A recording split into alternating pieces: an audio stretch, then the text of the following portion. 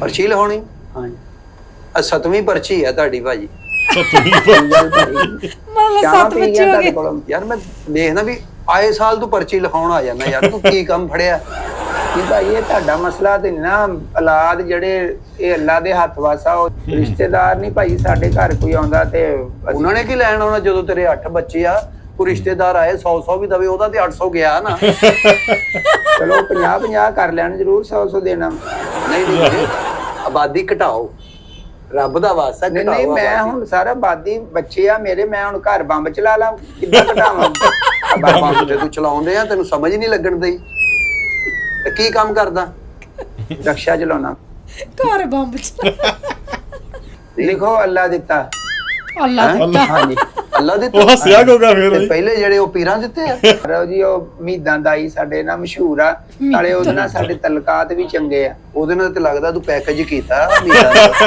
ਜੇ ਤੂੰ ਸਾਲ ਬਾਅਦ ਨਾ ਇੰਨੀ ਤਰੀਕ ਨੂੰ ਮੇਰੇ ਵੱਲ ਆ ਜਾਣਾ। ਉਹ 3 ਬੱਚਿਆਂ ਦੇ ਪੈਸੇ ਨਾ ਜੇ ਮੇਰੇ ਹੱਲ ਆ ਉਹਦੇ।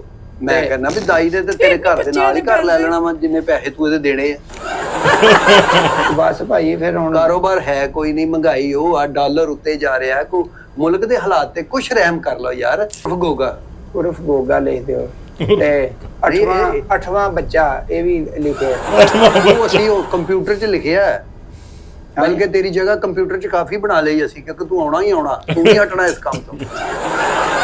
ਨਾਫਤੀ ਕਰ ਚਲੋ ਫਿਲਹਾਲ ਤੁਸੀਂ ਕੱਚੀ ਪਰਚੀ ਤੇ ਬਣਾ ਦਿੱਤਾ। ਉਹ ਕੱਚੀ ਪਰਚੀ ਬੱਚਿਆਂ ਦੀ ਕਿਹੜੀ ਕੱਚੀ ਪਰਚੀ ਹੁੰਦੀ ਹੈ? ਹੈ ਆਪ ਤੂੰ ਕੰਮ ਪੱਕਾ ਕਰਨ ਦਿਆ, ਸਾਡੇ ਕੋਲ ਕੱਚੀ ਪਰਚੀ ਲਿਖਾ ਰਹੇ ਆ। 8ਵਾਂ ਤੇਰਾ ਮੁੰਡਾ, ਤੂੰ ਹਟਣ ਹੀ ਨਹੀਂ ਦਿਆ ਯਾਰ। ਉਹ ਭਰਜਾਈ ਸਾਡੀ ਨੂੰ ਭੇਜ ਦੇ ਕਿਤੇ 2-4 ਸਾਲ ਵਾਸਤੇ, ਉਹ ਵੀ ਰਹਿ ਵੇ ਆਪਣੇ ਮਾਪਿਆਂ ਦੇ।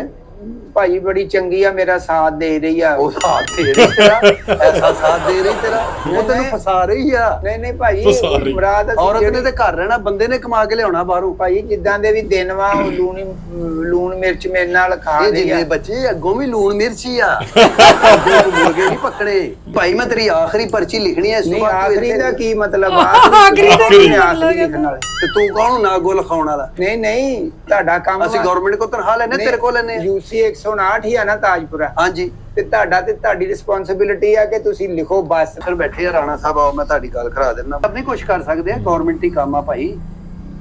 ਭਾਈ ਪਰਚੀਆਂ ਅੱਗੇ ਮੈਂ ਜਦ ਦੱਸੋ ਮੇਰਾ ਕੋਈ ਵਿਹਾਰ ਖਰਾਬ ਆ, ਮੈਂ ਹੁੰਦਾ ਨਹੀਂ ਜਿਵੇਂ ਦੁਕਾਨ ਤੇ ਨਹੀਂ ਆਉਂਦੇ ਕਿਸ ਵਿਆਹ ਦੇਣਾ ਉਹਨਾਂ ਹਰ ਸਾਲ।